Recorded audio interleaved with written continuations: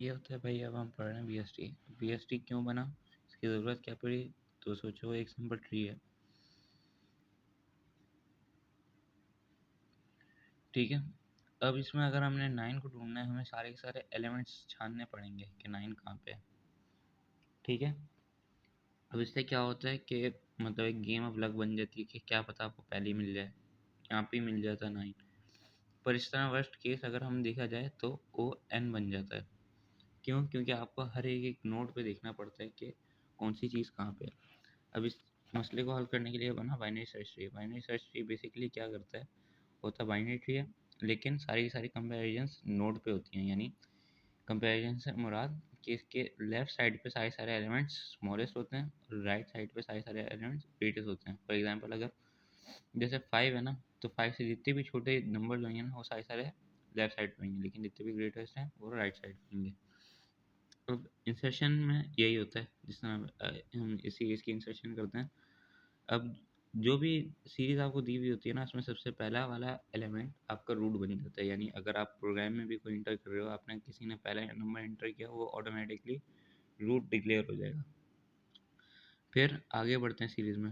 12 जैसे आता है, 12 10 से ग्रेटेस्ट है, राइट साइड पे चले जाते हैं क्योंकि सारे ग्रेटेस्ट एलिमेंट राइट पे जाते हैं, स्मॉलेस्ट लेफ्ट पे।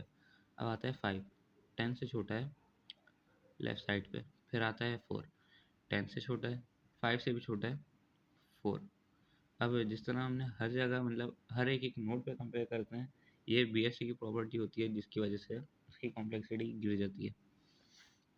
अब आता है 20, 10 से ग्रेटेस्ट, 12 से ग्रेटेस्ट, 20, 7 वो 8, 10 से स्मॉलेस्ट, 5 से ग्रेटेस्ट, 8, 7, 8 से स्मॉलेस्ट लेफ्ट पे, 15, 12 से ग्रेटेस्ट, 20 से ग्रेटेस्ट, वो 20 से स्मॉलेस्ट, तो इसके लेफ्ट साइड पे, 13, 20 से स्मॉलेस्ट, 12 से ग्रेटेस्ट, 20 से स्मॉलेस्ट, 15 से स्मॉलेस्ट। ये हमारा बन गया बाइनरी सर्च ट्री।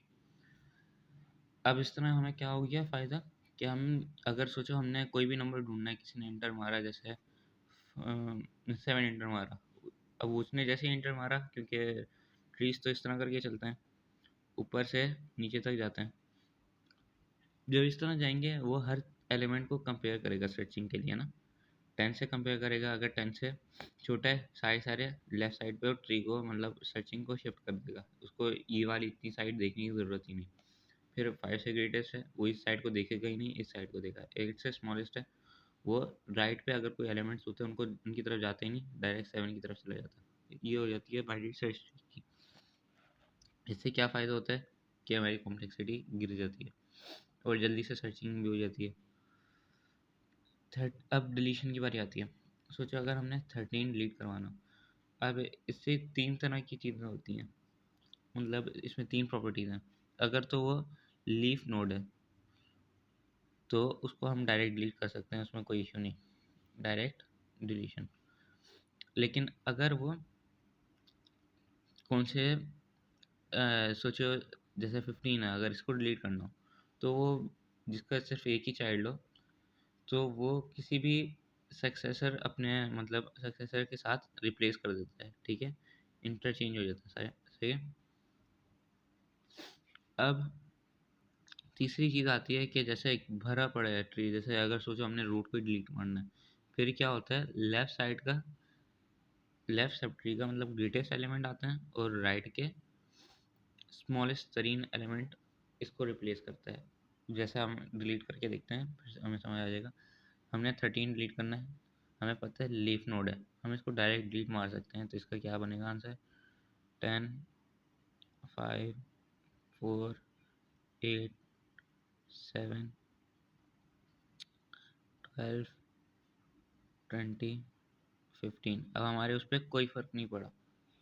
दूसरी चीज़ आती है 20। अगर 20 को डिलीट मारना है, हमारी दूसरी प्रॉपर्टी हो जाती है जो कि डायरेक्ट मतलब अपने चाइल्ड या अपने सक्सेसर के साथ रिप्लेस कर दे, ठीक है। अगर हम इसको भी डिलीट मारें अभी, तो क्या बन जाएगा हमारा, 10, 5, 4, 8, बाकी एलिमेंट्स एज इट इज़ लिखना है, 12। अब हमने 20 डिलीट मारना है, तो जैसे ही इसको डिलीट मारेंगे ये वाला चाइल्ड यूँ समझ लो बस ये इसके तख्त पे बैठ जाएगा, इसको रिप्लेस कर देगा 50। ठीक है, ये हो गई दूसरी प्रॉपर्टी। अब तीसरी चीज़ आती है, अगर हमने 5 को डिलीट मारना है तो 5 के लिए हमारे पास लेफ्ट का ग्रेटेस्ट एलिमेंट और राइट का स्मॉलेस्ट एलिमेंट जो कि इस केस में 7 है, ये कोई ना कोई एक रिप्लेस कर सकता है। अगर हम लेफ्ट वाले को कर दें तो क्या होएगा इस तरह। अब इन प्रॉपर्टीज से बेसिकली फ़ायदा क्या हो रहा है, हम इतने बड़े झंझट में क्यों पड़ते हैं, क्योंकि बेसिकली ये BST की प्रॉपर्टीज़ को मेंटेन रखता है। जैसे यहाँ पे देख लो अभी भी प्रॉपर्टी मेंटेन है, अभी भी प्रॉपर्टी मेंटेन है। इसी तरह अगर हम अभी 5 को डिलीट मार देते हैं और उसको लेफ्ट की ग्रेटेस्ट से रिप्लेस कर देते हैं, प्रॉपर्टी तो फिर भी मेंटेन है।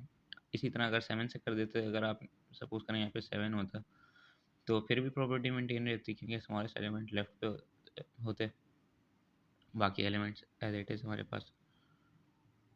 ये था बाइनरी सर्च ट्री में डिलीशन। अब इसका वर्स्ट केस, अब हम सारे कह रहे हैं कि भाई आधी आधे ट्री को देख रहे हैं, तो यानी log n हो जाएगा हमारे पास वर्स्ट केस। क्यों? क्योंकि हमारे पास कितने केसेस होते हैं यहाँ पे, ये मैं बता देता हूँ। सबसे पहला केस होता है O1, यानी जो चीज़ ढूंढ रहे थे वो पहले आपको मिल गई। दूसरा केस होता है O log n, यानी पूरे n नंबर ऑफ स्टेप्स नहीं लगे। जिस तरह अरे में हमें हर एक इंडेक्स नहीं देखना पड़ा, हमें आधे इंडेक्स में हमारा वर्स्ट केस है लाजमी